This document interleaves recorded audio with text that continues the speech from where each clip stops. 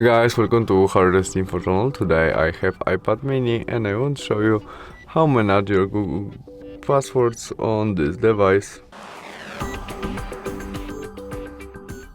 To manage your Google passwords, open Passwords application. In it we must enter our look screen to get connected to that application, and where we are on it we have access to our password which our device remember.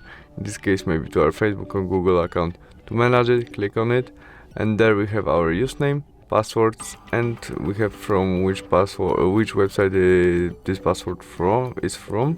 And now we can tap on edit to edit it, and there we can edit our passwords, edit our username, or set up a verification code, change website from which is it, and write something in our note. Remember, when you change something, press done. You can also delete it by edit from our device by tap on edit, and there the last option, delete, we have, and we must confirm it by delete password. And that's all. Thanks for watching. Bye.